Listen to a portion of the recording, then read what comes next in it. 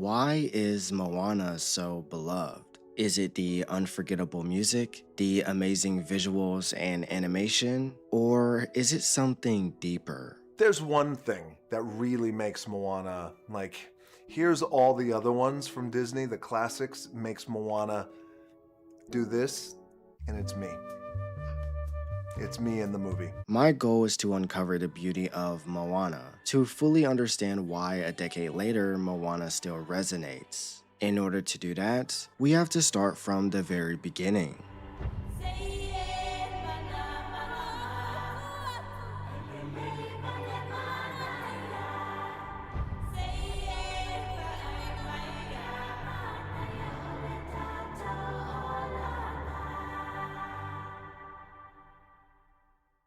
Moana opens up with a legend. Long ago, the goddess Tefiti possessed the power to create life itself. Wherever she planted her palm, life flourished. She was essentially the source of creation in this world. But then someone took her heart, a tiny green stone, but one that carried unimaginable power.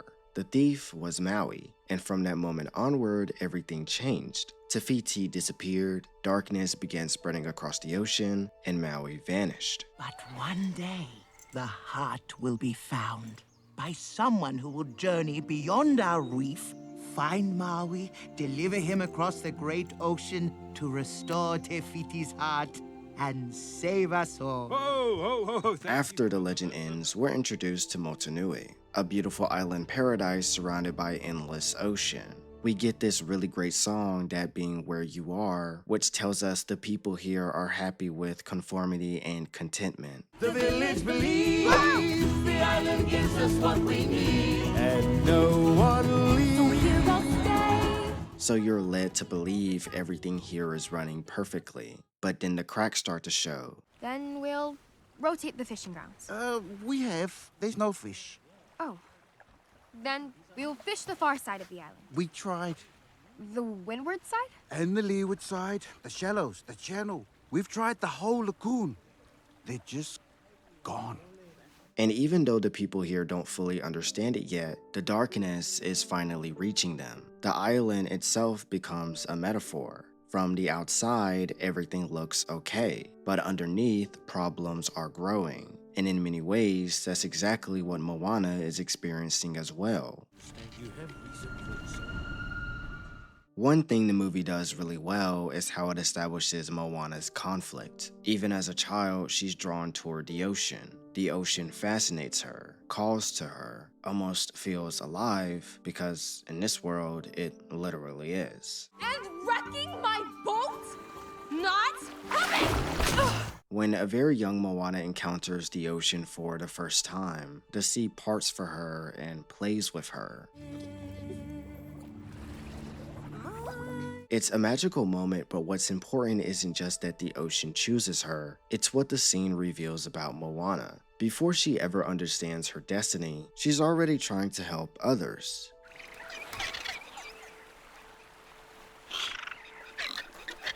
When she sees the turtle struggling to cross the shore, she intervenes. She gives up a really nice seashell to instead protect a baby turtle, because that's who she is. She's compassionate, and that's why she's worthy of the ocean's trust. The first time Moana really meets the ocean is when the heart of Tefiti is revealed to her, which is at a very young age. And the way that happens is Moana saves an innocent little turtle. And instead of getting this beautiful shell that would probably make her happy for a few minutes, she chooses instead to spend a good amount of time just holding a leaf over this little turtle and protecting it from these birds. And so the ocean, of whom is a character in this film, sees that and realizes that Moana is someone very special. As Moana gets older, she's being prepared to become the next leader of Motunui. Our people will need a chief, and there you are. This should be everything she wants. Her future is secure. But to Moana, deep inside, this path isn't connecting with who she is. She wants to explore the sea, but every lesson her father teaches her comes with a limitation. Don't sail beyond the reef. Stay where it's safe. The ocean is dangerous. No one goes beyond the reef.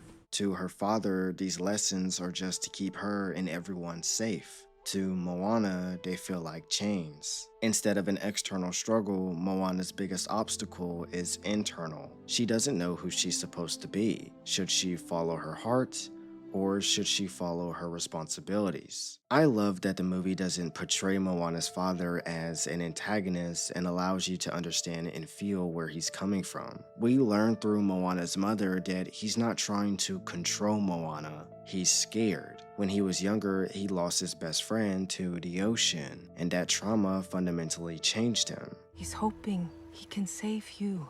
So when he tells Moana not to sail beyond the reef, he's not trying to crush her dreams. He's trying to protect her. But his fear limits not only himself and his daughter, but the entire community. For so long, fear has defined an entire culture, and that's exactly what Moana has to overcome. Then we get one of the greatest Disney songs ever. And I don't think too many people are going to disagree with me on that. I've been staring at the edge of the water long as I can remember, never really knowing why.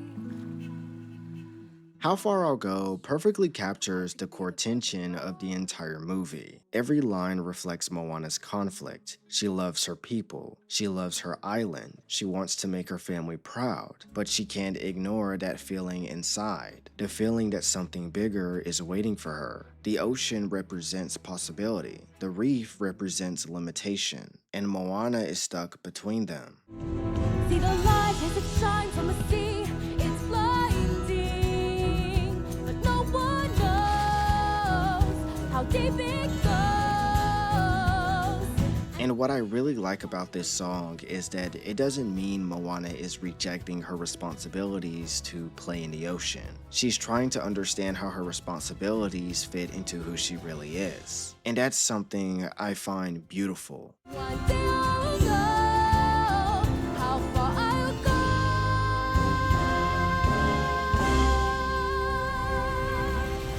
At this point, she still hasn't fully committed to leaving Motunui. She's still trying to be the daughter her father wants her to be and the future chief everyone expects. And that's when Moana's grandmother steps in to help. What's in there?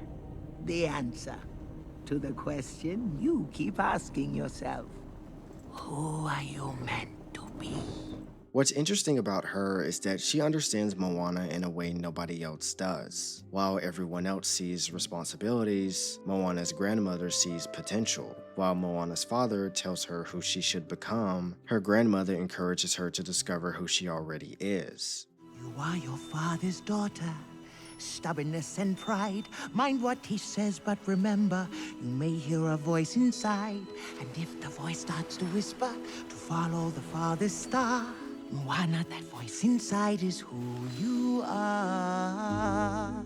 She believes Moana's journey is about uncovering what's already inside her. That's why she never pushes Moana toward any specific path. She just encourages her to listen to the voice deep inside. What is this place? Do you really think our ancestors stayed within the reef?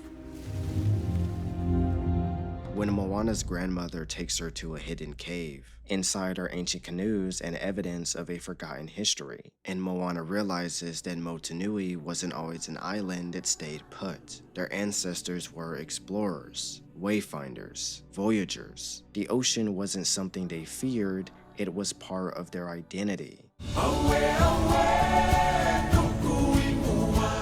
Up until this point, Moana believed her desire to explore was something unusual, something that made her different, something she had to suppress. But now she discovers the opposite. Exploration is literally in her blood. Her ancestors crossed entire oceans to find new islands. They followed the stars. For generations, that spirit defined their people. Then fear erased it. The cave reveals to Moana her culture's true identity. The people of Motunui forgot who they were. Moana is the first person willing to remember.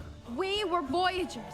We can voyage again! Not long after revealing the voyaging canoes, Moana's grandmother becomes ill. And this part is very emotional, because even in her final moments, she isn't focused on herself. She's focused on Moana.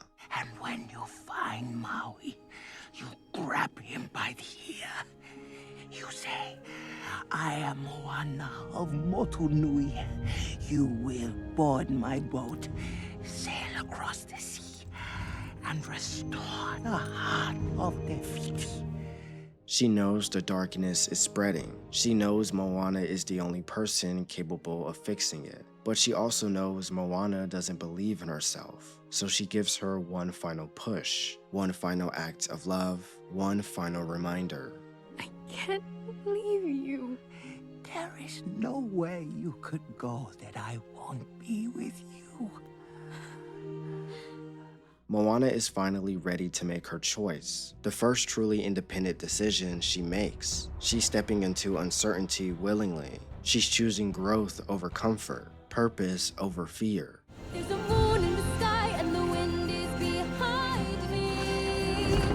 Soon I'll know how far I'll go.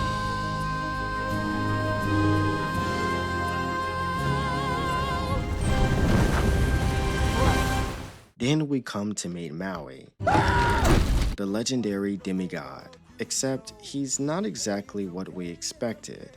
I am Sorry. And women. Men and women. Both. All. Not a guy-girl thing. Maui is a hero to all. You're doing great.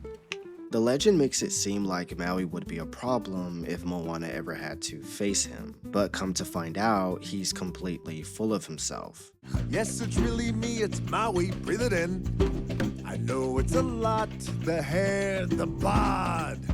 When you're staring at a demigod. He assumes everyone worships him. He acts like the center of the universe. That's actually intentional. We're supposed to think Maui is this arrogant, immature guy because underneath all the showboating is a deeply insecure person. Take the song You're Welcome, for example. In this song, Maui lays out his entire resume, but it highlights a desperate need for validation. Every single thing Maui talks about revolves around recognition. What has two thumbs and pulled up the sky? When you were waddling yay high, this guy. When the nights got cold, who stole you? Fire from down below. You're looking at him, yo. While Moana is looking toward the future and how far I'll go, Maui's song is entirely about the past. He needs people to acknowledge his worth, because if they stop praising him, he has to confront a terrifying question. Who am I without my accomplishments? That's the real Maui, not the overconfident demigod, but the insecure person hiding underneath. I'm going to get my hook. You have yours, and I'm not Maui without mine. Eventually, we learn why Maui is the way he is. As a baby, he was abandoned by his parents, thrown away into the ocean. But the gods saved him. They gave him magical abilities. They gave him his fish hook. They gave him power. But power didn't heal the original wound, because Maui never wanted powers. He wanted love. I had human parents. They took one look and decided they did not want me. They threw me into the sea, like I was nothing. Everything he does afterward can be traced back to that pain. All his gifts and heroic acts to humanity are all attempts to feel valued. He even stole Tefiti's heart because he wanted to give the people the power of creation. The heart was supposed to be another gift. It almost sounded like you don't like me, which is impossible because I got stuck here for 1,000 years trying to get the heart as a gift for you mortals. Now, was it crazy trying to steal it? Yeah, certainly not a well thought out plan. But Maui genuinely believed he was helping. That's why he's such a compelling character, because you can understand his flaws. The stronger Maui became on the outside, the more fragile he became on the inside. I gave them islands, fire, coconuts, anything they could ever want.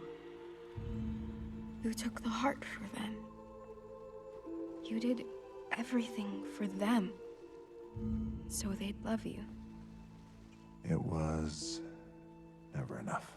The reason Moana and Maui work so well together is because they're searching for opposite things. Moana begins the story wondering who she is. Maui begins the story desperately trying to convince everyone who he is. Moana lacks confidence. Maui hides behind confidence. Moana is discovering her identity. Maui is trapped by his identity. One is trying to find herself, the other is trying to escape himself. And that's what makes their dynamic so fun to watch. Neither character alone has the answer. They need each other. Moana teaches Maui that worth isn't earned through achievements. Maui teaches Moana to believe in her own strength. Together, they help each other grow.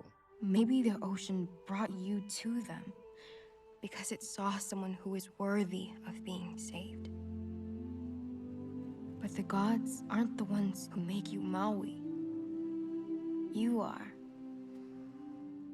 But Maui doesn't just have a unique dynamic with Moana. He also has an interesting dynamic with Tamatoa. Well.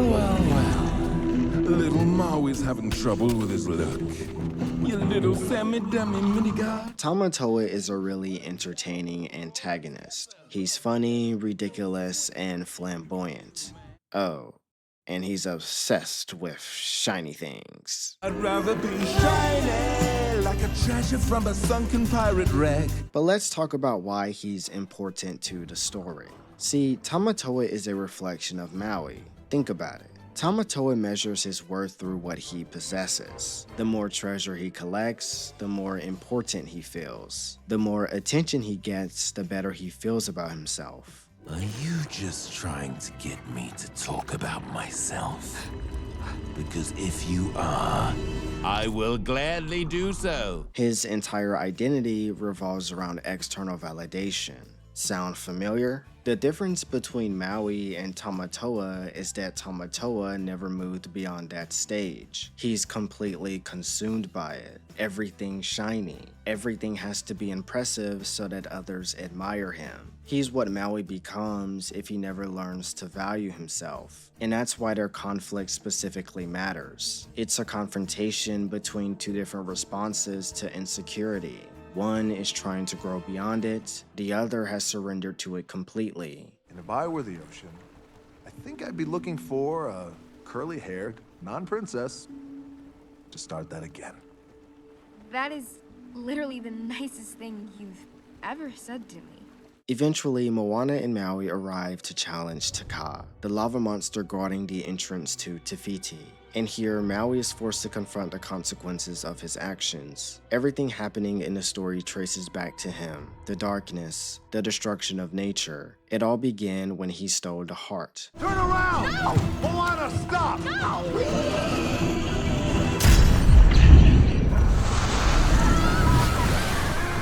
The battle against Thnx doesn't go well. Thnx is too overwhelming, and during the encounter, his fish hook gets damaged. One more hit could destroy it forever. We can fix it. It was made by the gods. You can't fix it. And after everything they've been through together, Maui abandons the mission. Because for Maui, his hook isn't just a tool, it's his identity. Maui, you have to restore the heart. Without my hook, I am nothing. That's not true. Without my hook, I am nothing. For a really long time, Maui has defined himself through what he can do. Without his larger-than-life reputation, without his hook, who is he? He doesn't know, which is why he abandons Moana, because losing his hook feels like losing himself. I'm not killing myself so you could prove you're something And you're not. restore the heart of Te Fiti. The ocean chose me. It chose wrong. With Maui gone, Moana feels completely alone. And for the first time in the movie, she genuinely loses faith. Choose someone else. Please. Everything she's worked towards seems impossible. The ocean chose her, but what if the ocean was wrong? Her grandmother believed in her, but what if she isn't enough? Then her grandmother's spirit appears. You're a long ways past the reef. She acknowledges Moana's feelings and tells her it's okay if she wants to turn back. I never should have put so much on your shoulders. If you are ready to go home, I will be with you. But deep down, going back isn't actually what she wants. Why do you hesitate? I don't know.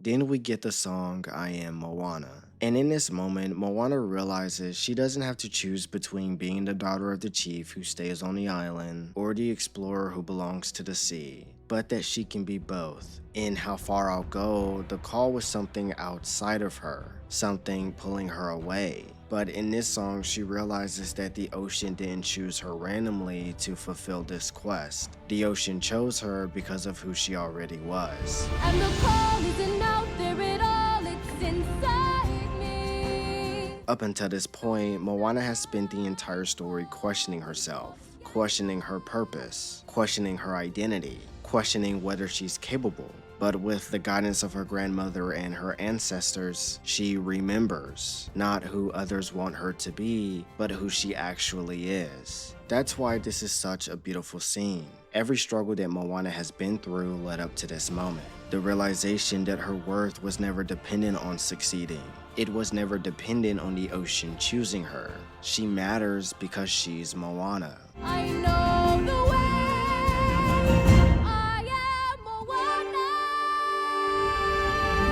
And with more confidence, she sails across the sea to restore the heart of Te Fiti. And with the skills she picked up on the journey here, she outmaneuvers Thnx in such an incredible way.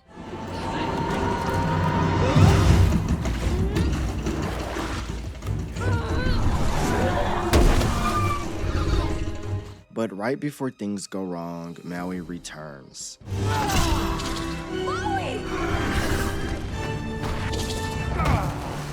The first truly selfless thing he does. Where Maui once performed heroic acts because he wanted recognition, this time is different. He's willing to risk everything to help Moana, even if he loses his hook forever. Then comes my favorite revelation in any Disney movie. Moana reaches Te Fiti's island, but Te Fiti isn't there. Instead, she notices something. The spiral on Thnx is the same spiral on the heart. Now everything makes sense. Thnx is Te Fiti. This changes the way Moana sees Thnx as an obstacle, and it changes the way we see Thnx as a villain. Te Fiti had her heart taken from her, the very essence of who she was, the source of her identity, the source of her creation, the source of her life. Without it, she transformed into something else, something angry, something destructive, something consumed by loss. When you think about it, Thnx was never really a villain. She was in pain. With this realization, Moana does something unforgettable. She raises the heart. Knowing she's outmatched, she allows Thnx to come to her. Let her come to me.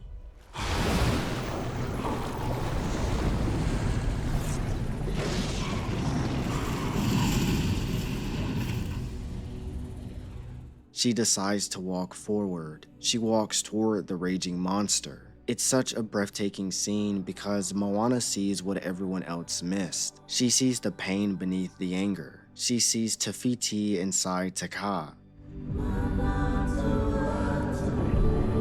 They have stolen the heart from inside you.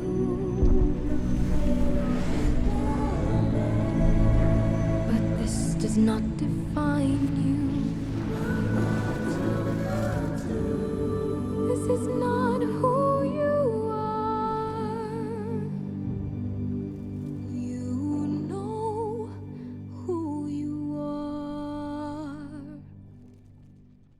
And with a profound act of compassion, she helps her heal. Who you truly are. When Moana returns the heart, Thnx transforms back into Te Fiti. Life returns, the darkness disappears, and balance is restored. And in a kind gesture of forgiveness, Te Fiti gives Maui his hook back. You know, it'd be rude to refuse a gift from a goddess.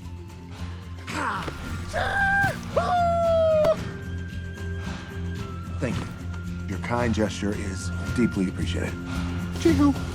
Moana's ending feels so perfect because its message is so beautifully done. Moana discovers who she is and learns to accept herself completely. Maui learns that his worth comes from within, not from his hook or external validation. The chief overcomes his fear. The people of Motunui reconnect with their history, even Te Fiti heals. Everyone experiences growth, and all of that growth connects back to the same idea: identity. That's why even a decade later, Moana is still one of Disney's most powerful films, and my favorite Disney movie of all time. The animation is phenomenal, the music is outstanding, and the humor and funny moments are really well done. All of those things are fantastic, but Moana is special because anyone can connect to its message. Whether it's pressure from expectation, struggles with fear, or just feeling lost in the world and doubting where you belong. Eventually, we all have to answer the same question Moana faced: who am I? The beauty of Moana is that it doesn't give us a complicated answer. It tells us something much simpler: you are who you choose to be. At its core, Moana isn't really about crossing an ocean. It's about crossing the distance between who you think you are and who you truly are. And that's a journey every single one of us understands. That's why Moana isn't just one of Disney's best films. It's one of Disney's most beautiful films. But what do you think? If you enjoyed this video, consider leaving a like and subscribing if you haven't already. And with all that being said, I hope to see you next time.